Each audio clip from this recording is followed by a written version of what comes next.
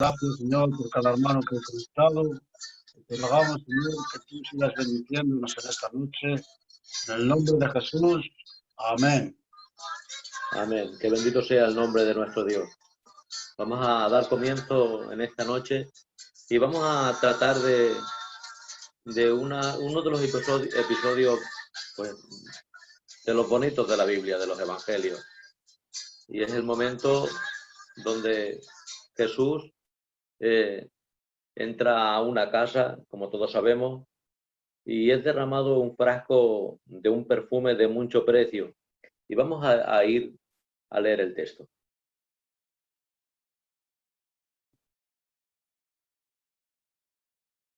Y nos vamos primeramente, vamos a ir al Evangelio de Marcos, y dice que 2 días después de la Pascua y la fiesta de los panes sin levadura, buscaban los principales y sacerdotes y los escribas cómo prender por engaño y matarle. Y decían, no durante la fiesta, para que no se haga alboroto en el pueblo. Sabemos que la Pascua era una de las fiestas principales y no querían hacer alboroto. Dice que, pero estando él en Betanía, en casa de Simón el leproso, y sentado a la mesa, vino una mujer con un vaso de alabastro de perfume de nardo puro, de mucho precio, y quebrando el vaso de alabastro, se lo derramó sobre su cabeza. Sabemos que este incidente está también en Juan 12, 1, 8, y nos dice que esta mujer que había en Betanía era María, la madre de Lázaro, y Marta.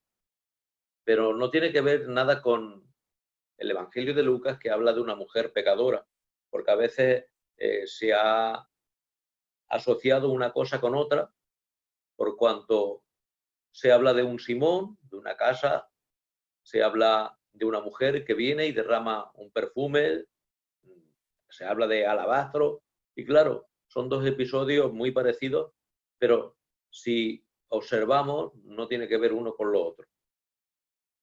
Así que 2 veces, por lo visto, fue ungido Jesús.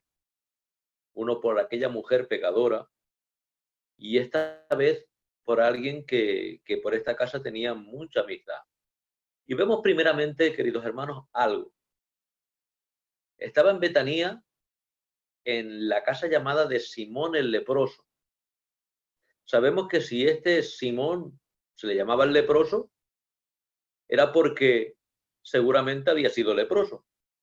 Porque si ahora en este momento fuese leproso, era imposible que estuviese allí comiendo con ellos y estando con ellos, porque a un leproso lo sacaban del pueblo y no podía tener comunión con ellos. Es más, sabemos que tenían unas vestiduras especiales, hasta llevaban unas campanillas para que cuando sonaran la gente se marchase. No sabemos si fue uno de los leprosos sanados. A saber, no sabemos nada. No sabemos si posiblemente fue en agradecimiento y quiso invitarlo, o que en un tiempo estuvo leproso, se había sanado, pero bueno, la lepra normalmente en aquel tiempo no tenía cura. Entonces, también tenemos que ver aquí que pasó algo, no podemos decir más, pero es posible que el Señor lo hubiese sanado y que en agradecimiento ahora lo estaba invitando. Y dice que estando en aquel lugar vino una mujer con un vaso de alabastro, de perfume de nardo puro, de mucho precio, y quebrando el vaso de alabastro, se lo derramó sobre su cabeza. Dice que lo derramó sobre la cabeza este frasco de alabastro. Deciros que ese frasco de alabastro de perfume de nardo puro era de mucho precio. Y esto fue una demostración que parece un poco fuera de lo común, incluso un poco como extravagante, porque derramar un perfume de tanto precio sobre la cabeza en ese momento, directamente, no una medida, no un poco, no, entero. Sabemos que muy a menudo estas especies de aceites eran utilizadas como inversiones, nada más y nada menos.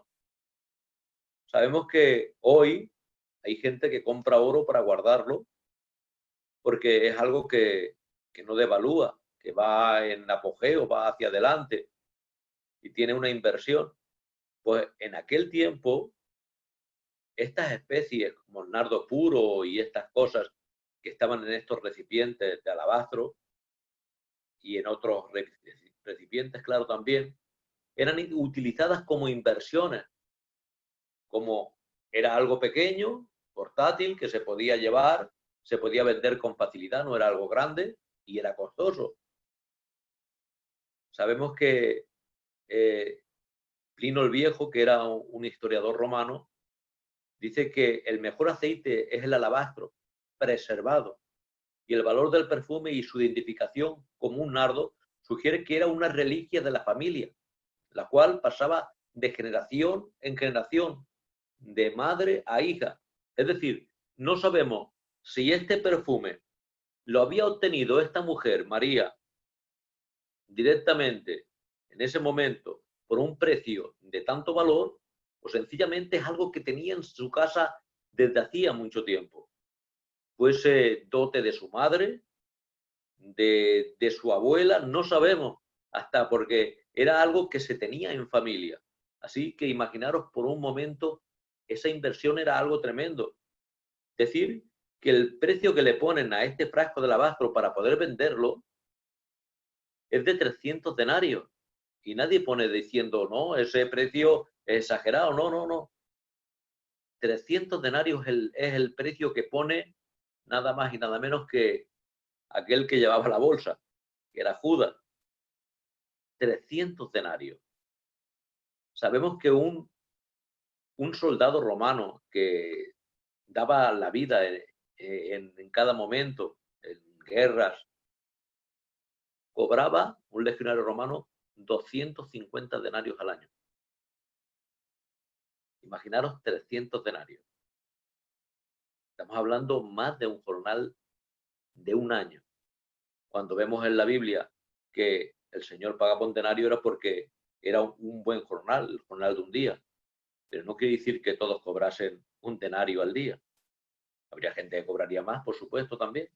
Pero que un soldado, por ejemplo, un legionario, cobraba 250 denarios al año. Así que vemos ese gran valor que tenía. Y quebró el vaso de alabastro y lo derramó sobre la cabeza. Sabemos que normalmente esos frascos de alabastro había de varias formas. Aquí os voy a enseñar uno. Esto era un frasco de alabastro. Si lo veis de cerca, veréis las vetas.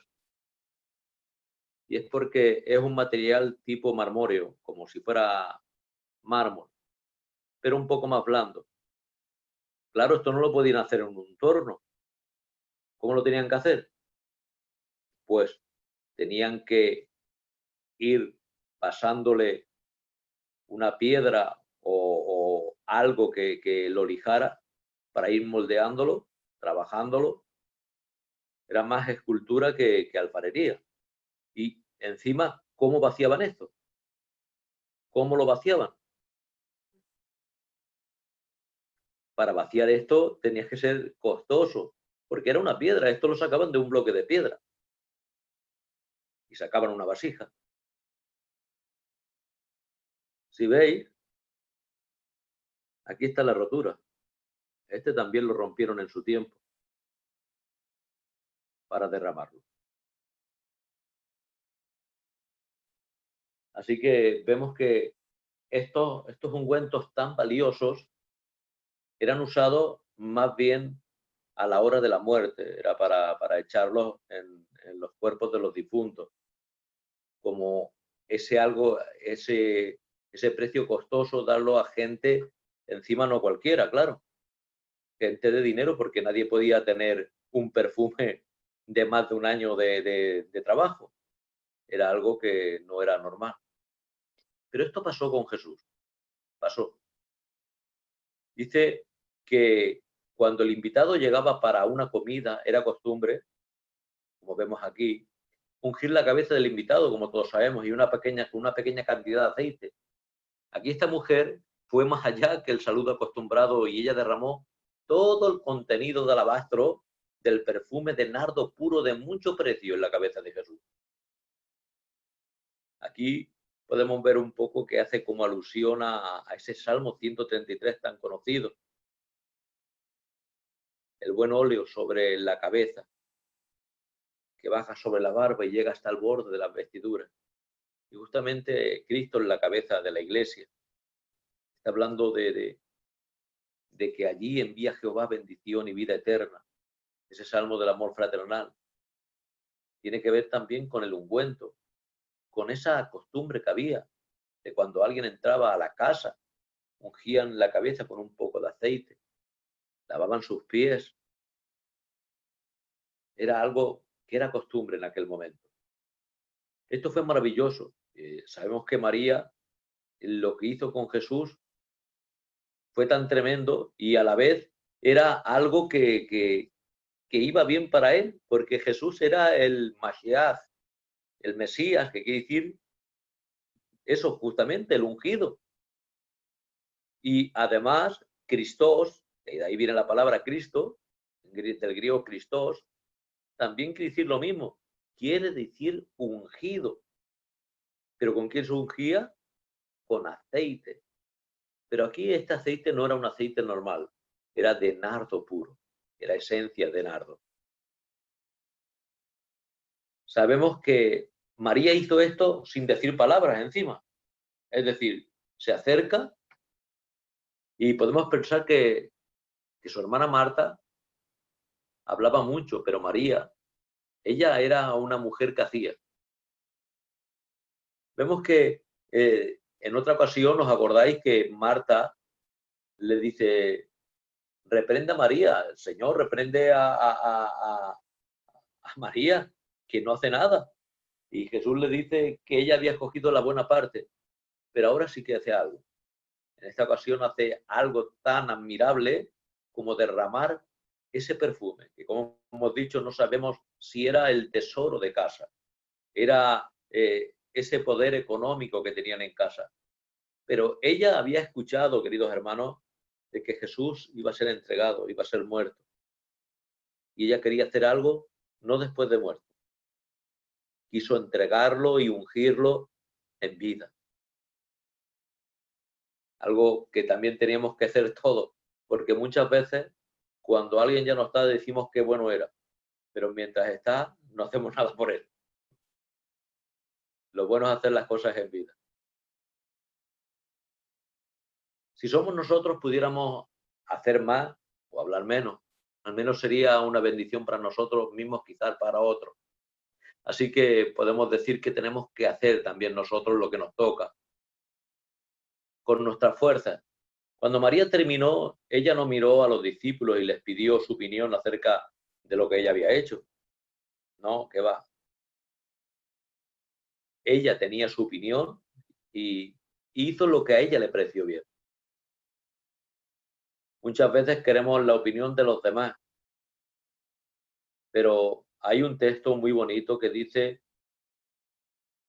que bienaventurado el varón que aprueba lo que hace. Y en este caso también está hablando de la mujer. Ella también estaba haciendo algo que ella había probado. Así que se dice que para tu propio amo te levantas o caes. Si has hecho algo bueno, hazlo de nuevo. Tú conoces la historia del hombre que llegó cabalgando con su capitán y le dice, Señor, hemos tomado el arma del enemigo, ve y toma otra, dijo el oficial. Ese es el mejor consejo que le puedo dar a un amigo que está exaltado con su propio éxito. Queda mucho por cumplir que no tenemos tiempo para considerar lo que ya ha hecho.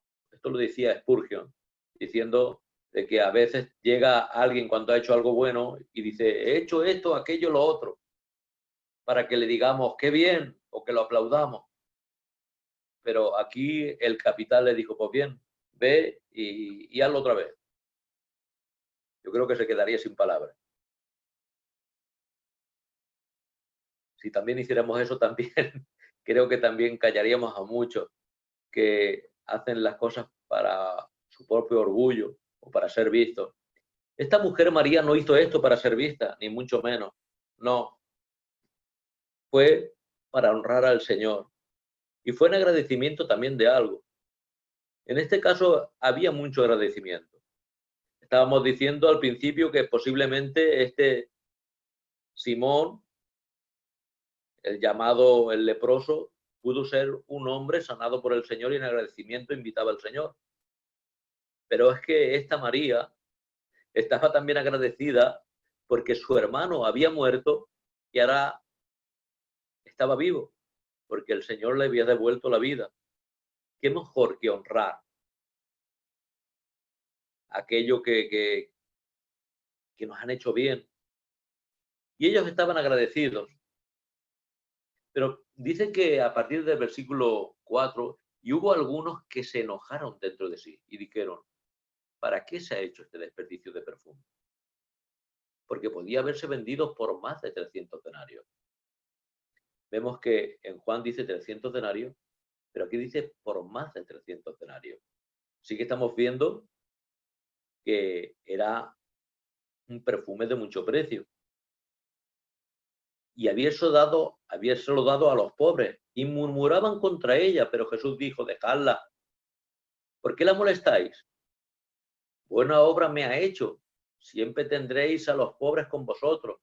Y cuando queráis, se lo podéis hacer, porque los pobres siempre van a estar. Pero a mí no siempre me tendréis. Esto ha hecho lo que podía, porque se ha anticipado a ungir mi cuerpo para la sepultura. De cierto os digo, que donde quiera que se predique este evangelio, en todo el mundo también se contará lo que está hecho para memoria de ella. Y sabemos que antes de empezar teníamos puesta una alabanza de la hermana Loli de Canarias, donde cantaba esta alabanza tan preciosa en Betanía, una mujer que trajo el perfume y que Simón, ese que criticaba, ni ungió, ni lavó los pies, ni hizo nada. Aquí se habla, queridos hermanos, de que se tenía que hablar de esta mujer. Y hoy estamos hablando de ella, porque lo que el Señor dice se cumple. Algunos se enojaron. En Juan 12, 1:8 nos dice que fue específicamente Judas quien se enojó sobre este gasto. Su indignación era enteramente de autoservicio. En Juan 12:6 dice, pero dijo esto, no porque se cuidara de los pobres, sino porque era ladrón y teniendo la bolsa, sustraía de lo que se echaba en ella. Es decir, aquí Judas lo que vio, una ocasión perdida. Algo que si se lo dan a él, lo vende por 300 denarios y puede sacar de ahí. Puede robar de ahí. Para eso lo quería, para su propio beneficio. Y murmuraban contra ella. Es fácil de criticar a aquellos que muestran más amor hacia Jesús que lo que hacemos nosotros. Algunas veces queremos definir como fanático o alguien que es más devoto a Jesús o que lo vemos siempre ahí en el lugar y le decimos, pues no hace falta tanto, mira, es que se lo cree, que esto, que lo otro, para aquí, para allá, pero nosotros no hacemos nada, pero sabemos criticar, eso sí, eso que no falte, eso está al orden del día. Y así podemos decir, queridos hermanos, que así como podemos decir que donde hay 2 o 3 congregados en su nombre, Él está en medio. Donde hay 2 o 3 criticando, el Señor no está en medio, el que está en medio es otro, que no vale la pena ni nombrarlo. Judas bien pudo haber comenzado las críticas, pero no estuvo solo, porque uno no puede criticar solo. Cuando estaba hablando que murmuraban es porque lo dice en plural. Marcos puso en claro que ellos murmuraban contra ella. Cada uno miraba el aceite en la cabeza de Jesús y le consideraban un desperdicio.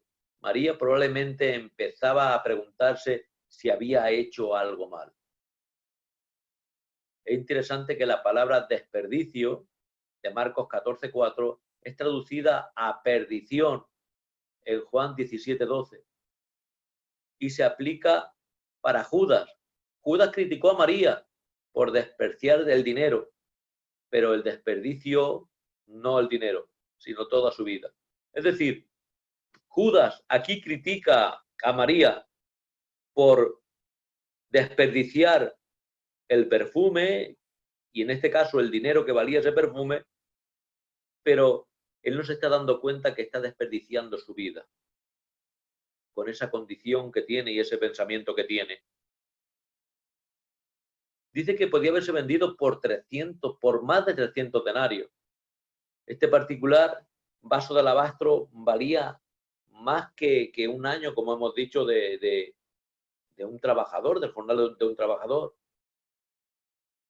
Y es algo que parece mentira, que en ese momento alguien coja, derrame un perfume de más de un año de trabajo, así porque sí.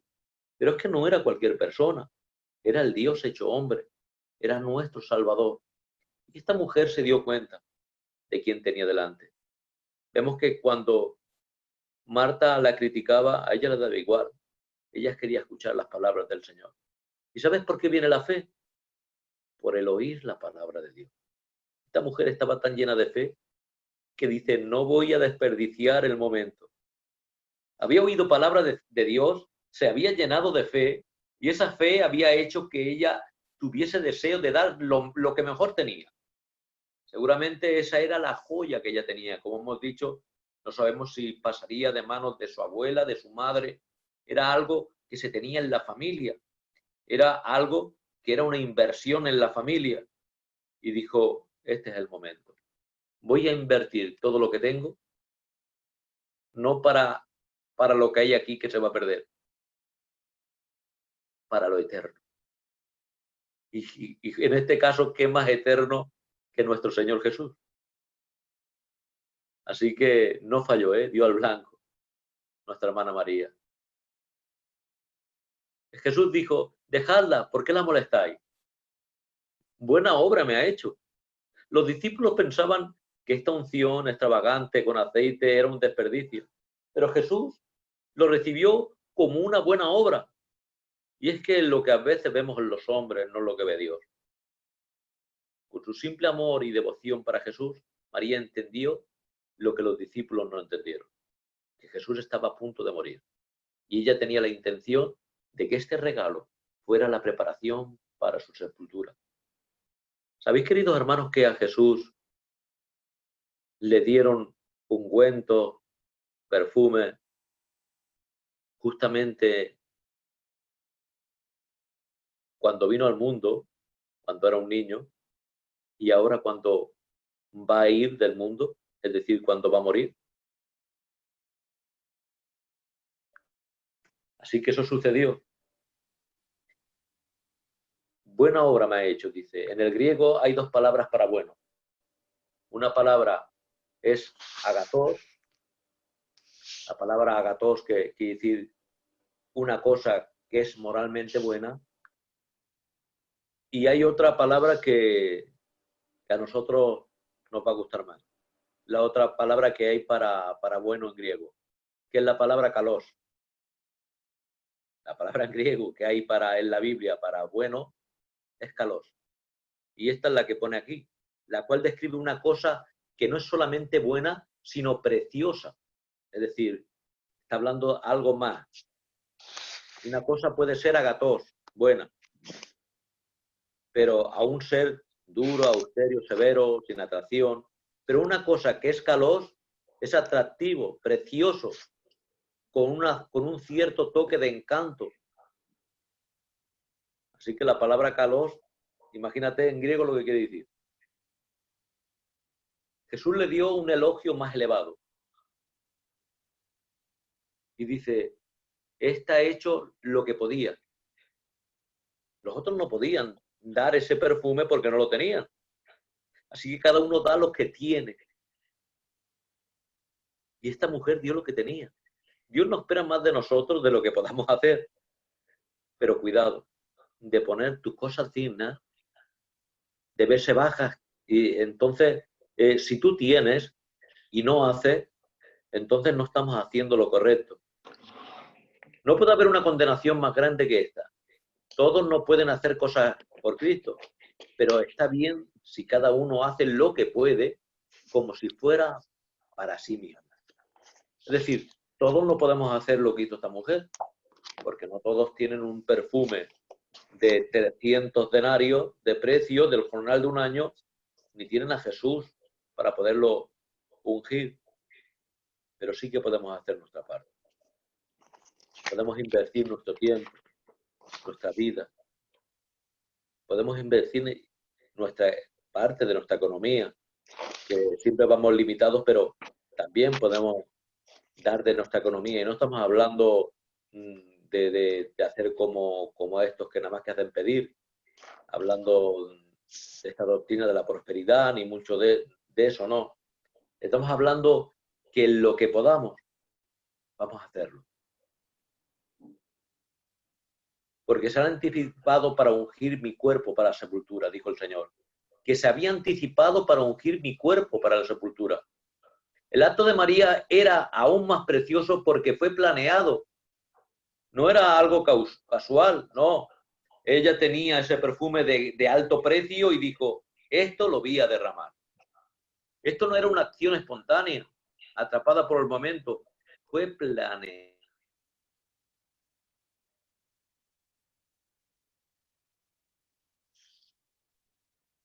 Fue anticipado. Aparte, María escuchó y creyó la enseñanza de Jesús de una manera que los discípulos no comprendieron. Cuando él les dijo que él sería entregado en las manos de los hombres inicuos, se burlaban de él, que sería azotado, que sería crucificado. Ellos no creyeron, pero ella sí. Así que ella es la que tomó y se anticipó. Al parecer los discípulos no querían pensar sobre la muerte de Jesús. Cuando Pedro escuchó de ello, él intentó desistir, pero María tenía una devoción diferente.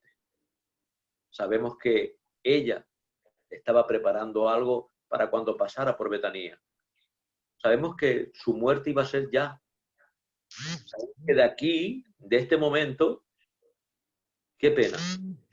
En este mismo texto, en este mismo capítulo, vemos que alguien sale de aquí ya para tratar y vender a Jesús.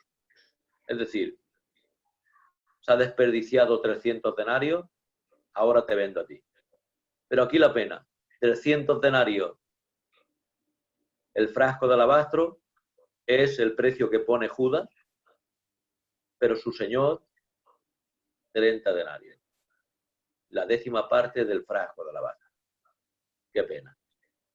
Y eso que era un hombre que era un hombre de negocio. Pero qué poco supo valorar al maestro. Él era el doulos y le puso el precio del esclavo, para que todo, parece que todo se estaba cumpliendo. Entonces Judas el Iscariote, uno de los 12, fue a los principales y sacerdotes para entregárselo. ¿Veis aquí lo que hizo? Ellos al oírlo se alegraron y prometieron darle dinero. Y Judas buscaba la oportunidad para entregarle. ¿Cómo puede ser esto? ¿Qué sentimientos tenía Judas? Está diciendo ahí, se puede vender por 300 denarios. ¿Cómo estáis haciendo este desperdicio? Y él desperdicia su vida entera, yéndose y entregando al Dios hecho hombre, a nuestro Salvador, por 30 monedas. Qué pena, ¿verdad? Esto podemos ver en el texto de Juan, como hemos dicho, y en el texto de Marcos, que habla del mismo episodio de esta mujer y de Betanía, y habla de María. Pero ahora vamos a ver que en otro lugar, concretamente en el capítulo 7 de Lucas, se nos habla y dice, a partir del versículo 36 al 38, dice, uno de los fariseos rogó a Jesús que comiese con él. Y habiendo entrado en casa del fariseo, se sentó a la mesa y entonces una mujer de la ciudad, que era pecadora, aquí te dice, no dice nombre, pero dice que era pecadora, al saber que Jesús estaba a la mesa en casa del fariseo, trajo un frasco de alabastro con perfume.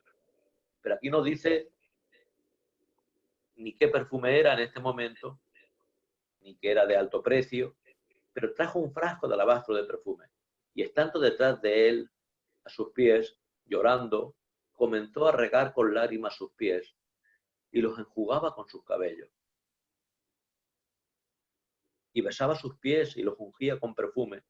Aquí vemos que María unge su cabeza con un frasco de alabastro de nardo puro, de mucho precio. Y ahora aquí esta mujer unge sus pies. Así que nuestro Cristo aquí se está hablando de quién era el ungido.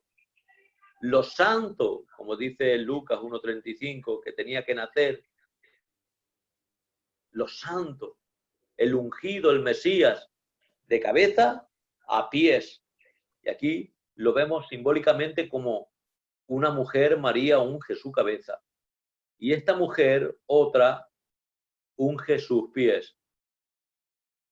Comenzó a regar con lágrimas sus pies y los enjugaba con sus cabellos y besaba sus pies, los ungía con perfume. Qué pena, ¿verdad? Que esto lo hiciese esta mujer, pero el fariseo no hizo esto. El fariseo le dijo que le rogó que fuese a comer.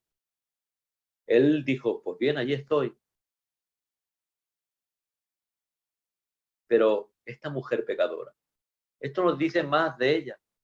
Simplemente nos dice que era una pecadora, en el sentido que todas las personas conocemos. Estamos hablando de una mujer pues que se dedicaba a cosas no muy buenas. Así que se habla seguramente de una mujer prostituta. Pero claro, quería cambiar. Y fue al mejor, fue a Cristo. Trajo un frasco de alabastro con perfume. Sabemos que tanto el contenido como el perfume que había en estos frascos era un perfume de alto precio, aunque aquí no lo dice. No tenía asas y tenía un cuello largo que se rompía cuando se necesitaba el contenido. Podemos deducir que este perfume era costoso. Las mujeres judías comúnmente usaban este frasco de perfume suspendido en una cuerda alrededor del cuello. Y era una parte tan importante de ellas que se les permitía usarlo en el día de reposo. Su servicio hacia Jesús era personal. Ella lo hizo todo ella misma y todo para él. ¿Te das cuenta de cuántas veces aparece el pronombre en nuestro texto? Ella, 3 veces aparece la palabra ella. Y sus 2 veces en Lucas 7, 37, 38. Y ella sirvió a Cristo mismo. No era un servicio a Pedro, ni a Santiago, ni a Juan, ni a los pobres o a enfermos de la ciudad, sino al Maestro mismo. Y depende de ello cuando nuestro amor está en ejercicio activo. Nuestra piedad será inmediatamente hacia Cristo. En ese momento vamos a hacer todo lo posible para agradar a nuestro Señor. Dice que estando detrás de él, a sus pies llorando, comenzó a regar con lágrimas sus pies. Podemos imaginar cómo se sentía esta mujer. Esta era una mujer que había escuchado seguramente la palabra del Señor, que había oído del Salvador, de aquel que no era como los demás.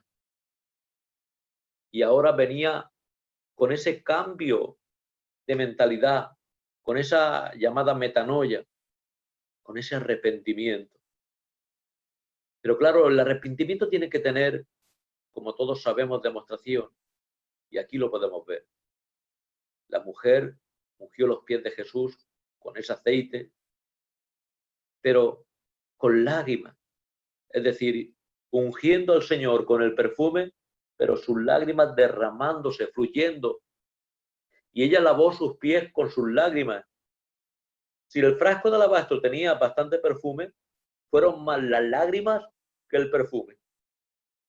Porque, ¿te das cuenta de algo? Dice que las lágrimas fluyendo los ojos, ella lavó sus pies con las lágrimas y los limpió con su cabello y besó sus pies repetidamente.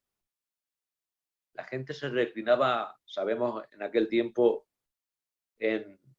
como en almohadones, y se reclinaban en las comidas. Sabemos que el banquete judío y los banquetes orientales no era una mesa alta como la que tenemos nosotros y sillas. Normalmente estaban muy bajos. De ahí viene la palabra seno, que es el banquete judío. ¿Y qué pasó en ese momento? Estaría Jesús reclinado. Las sandalias se les había quitado cuando entró. Y normalmente este aceite se utilizaba sobre la cabeza, como hemos visto en el caso de María. Pero ella no llegó a la cabeza. Jesús estaba recostado, estaría así de lado, y ella llegó simplemente a sus pies, agachada, humillada, y llegó solo a los pies de Jesús. Hacemos memoria de esa mujer que era sirofenicia y que llegó solo también a qué? A tocar el borde del manto. Está hablando de humillación, de humildad, de llegar a Dios con arrepentimiento, de una manera en humildad. Y eso es lo que le agrada al Señor. Sabemos que en ese momento esta mujer se acercó a Jesús. Cuando vio esto el fariseo, que le había convidado, dijo para sí, si este fuera profeta, conocería qué clase de mujer es la que le toca, que es pecadora. Entonces respondiendo Jesús le dijo, Simón, una cosa tengo que decir. Ahí vemos que el Señor lo conoce todo. Dice que dijo para sí, es decir, que no abrió la boca, pero el Señor conoce el pensamiento, a él no le puede engañar nadie. Y le dijo, cuando vio esto el fariseo, y le dijo, Simón, una cosa tengo que decirte. Jesús en ese momento rompió el silencio. Probablemente un silencio terriblemente incómodo, porque todos estaban expectantes, viendo como una mujer pecadora estaba lavando los pies de Jesús, dándole besos. Ahora le dice, una cosa tengo que decir. Y le dice algo precioso. Un acreedor tenía 2 deudores. El uno le debía 500 denarios y el otro 50. No teniendo ellos con qué pagar, perdonó a ambos. Di pues, ¿cuál de ellos le amará más? Respondió Simón. Dijo, pienso que aquel a quien perdonó más. Y él le dijo, rectamente has juzgado. Y vuelta la mujer, dijo a Simón, ¿ves esta mujer?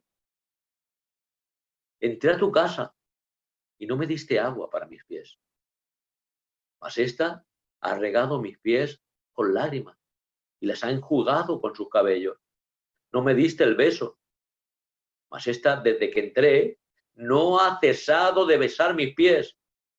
No ungiste mi cabeza con aceite, mas esta ha ungido con perfume mis pies, por lo cual te digo que sus muchos pecados le son perdonados, porque amó mucho, mas aquel quien se le perdona, poco ama. Así que aquí el Señor perdonó sus pecados. Y aquí vemos que usó de su divinidad, porque solo Dios puede perdonar pecados. Qué tremendo. ¿Cómo se quedaría Simón? ¿Ves esta mujer? Simón el fariseo no vio a la mujer como era. Él vio una pecadora que estaba derramando, que estaba, parece como haciendo algo malo, pero Jesús estaba viendo otra cosa. Entré a tu casa y no me lavaste los pies. Simón el fariseo le negó a Jesús la cortesía de cualquier anfitrión. ¿Qué hace un invitado? Lavar los pies, el beso, el ósculo santo, el ungir la cabeza con aceite. Sin embargo, criticó a la mujer por hacer lo que él no había hecho. ¿Cuántas veces hay quien critica lo que tú haces? Simplemente por eso, porque él no lo ha hecho.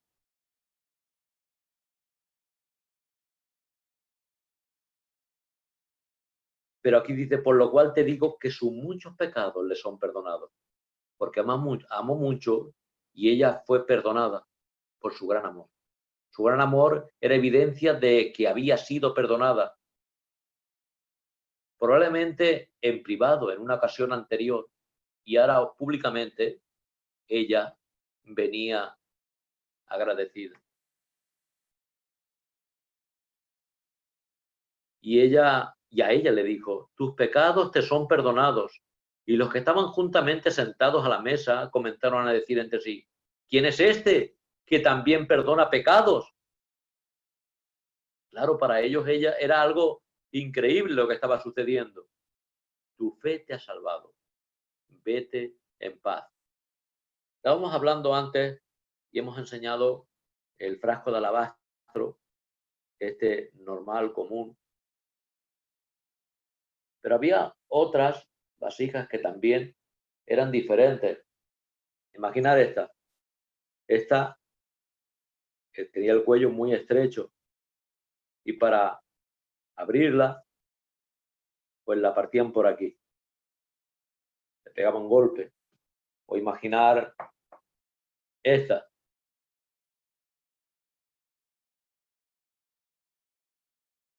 Como veis, que salga por ahí el perfume, saldría a cuentagotas, era para que fuese poquito a poquito. Pero no quiso echar un poquito, quiso derramarla entera, entonces rompió.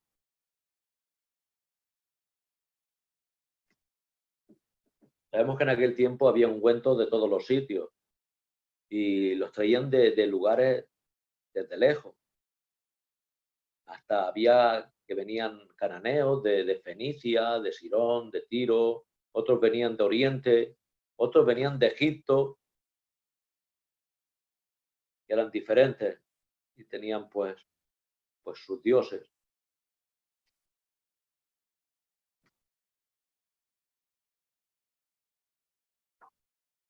Y esos perfumes eran los que tenían en aquel tiempo. Como ahora hay perfumes que también valen bastante dinero, pero nada que ver. Yo creo que no hay ahora mismo, o si hay, no lo desconozco, que haya un perfume que valga el jornal de un año. Pero en aquel tiempo lo había, porque era esencia pura y costaba mucho el poder acumular esa esencia, mucho trabajo. Por eso valía tanto. Vemos que esta mujer se fue, como hemos dicho, después de haber hecho lo que había hecho, se fue directamente perdonada, porque el Señor perdona y olvida, el hombre no. El hombre estaba viendo aún una mujer pecadora, que posiblemente, como hemos dicho, ella ya en secreto había tenido el encuentro con el Señor. Ella venía ahora agradecida, ella ya había sido perdonada, pero a vista de los demás seguía siendo esa mujer pecadora. Y vamos a ver en Mateo 2 como también hubo presente. Vamos a dar un repaso rápido. Dice que cuando Jesús nació en Belén, en Judea, en días del rey Herodes, vinieron del oriente a Jerusalén unos magos diciendo, ¿dónde está el rey de los judíos que ha nacido? Porque sus estrellas hemos visto en el oriente y venimos a adorarle. Vinieron a adorarlo. ¿Pero dónde vinieron? Vinieron al palacio, porque allí esperaban que estuviese el rey. Pero para sorpresa de ellos no estaba allí. ¿Y qué sucedió?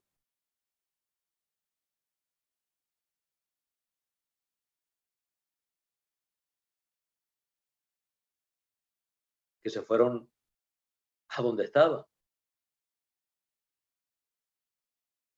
Entonces sabemos que dice, ¿dónde está el rey de los judíos que ha nacido? Para ello, para Herodes, que era un hombre terrible, eso fue una locura. Porque hemos visto su estrella. Seguramente se cree que lo que conocían era el texto de Números 24:17, que dice, saldrá estrella de Jacob y se levantará cetro de Israel. Sabemos que por muchos de los antiguos eruditos judíos esto se consideraba una de las profecías mesiánicas. Y decían que venían a adorarle. ¿Y cómo es posible que Israel no conociese sus mismas predicciones que habían traído sus profetas y ahora unos magos de Oriente, una casta sacerdotal, pero más bien tipo astrónomos, científicos del momento, se diesen cuenta? Dice que oyendo esto el rey Herodes se turbó y toda Jerusalén con él. Y convocados todos los principales y sacerdotes y los escribas del pueblo, les preguntó dónde había de nacer el Cristo. Herodes aquí se interesa. Y ellos le dijeron, conforme a la palabra, la profecía, en Belén de Judea, porque así está escrito por el profeta, y tú, Belén, de la tierra de Judá, no eres la más pequeña entre los príncipes de Judá, porque de ti saldrá el guiador que apacentará mi pueblo de Israel. Imaginaros, los escribas y todos sabían esto. Herodes también ahora está creyéndolo porque le da importancia. Entonces, Herodes, llamando en secreto a los magos, ahora los llama y dice, quedaros con esta palabra, indagó de ellos diligentemente el tiempo de la aparición de la estrella. ¿Qué había indagado? El tiempo de la aparición de la estrella. Ahora ya tenía un momento. Tenía el tiempo desde cuando vieron esa estrella, señal de que Jesús ya había nacido. Es decir, eso que nos muestran siempre de que los magos ven a Jesús recién nacido en el pesebre, eso jamás pasó. Ellos ven en Oriente la estrella, Jesús ya nacido, pero ellos vienen a adorar y a traer presente a aquel rey que ha nacido, porque saben que es alguien importante, no es cualquiera. Y ahora dice, y enviándolos a Belén, dijo, id allá y averiguad con diligencia acerca del niño, y cuando la halléis, hacedmelo saber, para que yo también vaya y la adore. Mentira. Lo que quería era quitarlo del medio, porque aquí veía a alguien que le podía quitar el trono. Ellos, habiendo oído al rey, dice, se fueron, y aquí la estrella que habían visto en el oriente iba delante de ellos, hasta que llegando se detuvo sobre donde estaba el niño. Y al ver la estrella se regocijaron con muy grande gozo, y al entrar en la casa, vemos que no es pesebre, está en la casa. Aquí el niño dicen que tendría ya de 1 año y medio a 2 años, es decir, no era un bebé. Vieron al niño con su madre y postrándose le adoraron. Y abriendo sus tesoros le ofrecieron presentes, oro, incienso y mirra. Pero siendo avisados por revelación en sueño, no volvieron a Herodes, regresaron a su tierra por otro camino. ¿Y qué pasó? Después de que partieron ellos, y aquí un ángel del Señor le apareció en sueños a José y le dijo, levántate, toma al niño y a su madre y huye a Egipto. Permanece allá hasta que yo te diga, porque acontecerá que Herodes buscará al niño para matarlo. Y despertando tomó de noche al niño y a su madre y se fue a Egipto y estuvo allá hasta la muerte de Herodes, para que se cumpliese lo que dijo el Señor por medio del profeta cuando dijo, de Egipto llamé a mi hijo. Herodes entonces, cuando se vio burlado por los magos, se enojó mucho y mandó, daros cuenta ahora, y mandó matar a todos los niños menores de 2 años que había en Belén y en todos sus alrededores. ¿Por qué a menores de 2 años? Conforme el tiempo que había inquirido de los magos, entonces se cumplió lo que fue dicho por el profeta. Es decir, ¿cuánto tiempo hace que ha aparecido la estrella? Aproximadamente 2 años. Pues bueno, de 2 años para abajo todos muertos. Ese era el tiempo que tenía ya Jesús. Y aquí lo vemos en la Biblia. Porque lo que sirve es la palabra. Y allí dieron presentes, incienso, oro, mirra. ¿Para qué les sirvió?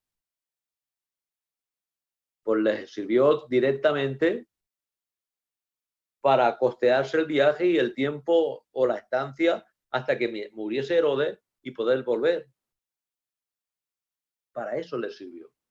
pero además había algo dentro de eso. Porque el oro, el incienso y la mirra están hablando de algo, por supuesto. Cuando Jesús nació en Belén, de Judea, ¿qué pasó?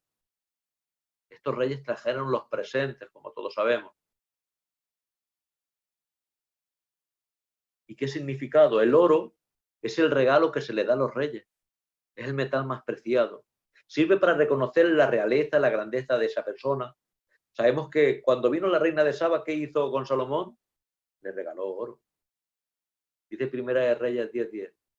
Luego dio ella al rey 120 talentos de oro, muchas especies y piedras preciosas. Y dice en Primera de Reyes 9:28, Irán trajo de Ofir oro también para el rey Salomón. Dice también que los magos trajeron oro. Así que tenía un presente como rey. Dice 1 de Timoteo 6:15, la cual a su tiempo mostrará al bienaventurado y solo soberano, rey de reyes y señor de señores. Dice en Apocalipsis 19:16 de Cristo, y en su vestidura y en su muslo tiene escrito un nombre, rey de reyes y señor de señores. Aquí podemos ver por qué se le presenta oro.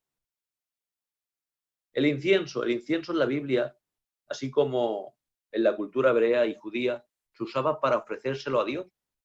Se quemaba delante de Dios para ofrecer sacrificios. Sabemos que está hablando de qué? De adoración. El Levítico 6:15 dice, uno de ellos tomará un puñado de la flor de harina de la ofrenda con su aceite y todo incienso que está sobre la ofrenda y lo hará arder sobre el altar como memorial del olor grato a Dios. Dice el Salmo 14, versículo 1, suba mi oración delante de ti como el incienso.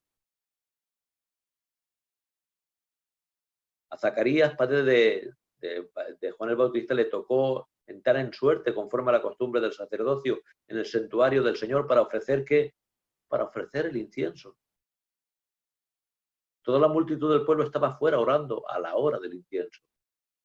Entonces se le apareció un ángel al Señor puesto en pie a la derecha del altar del incienso. Lucas 1:9-11. Vemos entonces el uso del incienso, tanto en el templo como en el altar, para dar memorial a Dios. El incienso entonces se relaciona, como sabemos, con la divinidad. El Salmo 14:1 nos dice que las oraciones suben a Dios como incienso, como ofrenda. Si esto está relacionado con el libro de Apocalipsis, está hablando de las oraciones de los santos. Entonces tenemos el oro como rey, tenemos el incienso como Dios, como divino. ¿Y la mirra cómo? La mirra la usaban los judíos para embalsamar, pero también era uso perfume para las personas y los objetos. Es símbolo entonces de lo humano, de lo material, de lo carnal. Entonces vemos al rey, pero vemos sus dos naturalezas, la divina y la humana. Vemos en Juan 19:39, también Nicodemo, el que antes había visitado a Jesús de noche, vino trayendo compuestos de mirra y de aloes, como decía el libro. Entonces vemos, y no voy a alargarme más, que tanto en su principio Jesús le trajeron presentes, pero también en su muerte, para su muerte, para preparación, para su muerte, estando aún en vida, se le ungió de cabeza a pies. En Betanía, cabeza, en la casa de Simón, no del Simón el leproso, sino de Simón a secas. Esta mujer derramó sus lágrimas, derramó su ungüento sobre sus pies y enjugó con sus cabellos. Yo creo, hermanos, que hasta aquí. Y vemos, queridos hermanos, que hemos visto varias vasijas de ungüento, ¿verdad? De las que podía haber en aquel tiempo. Vemos las típicas fenicias, las cananeas, tipo romanas y egipcias, de todos los territorios que había por allí.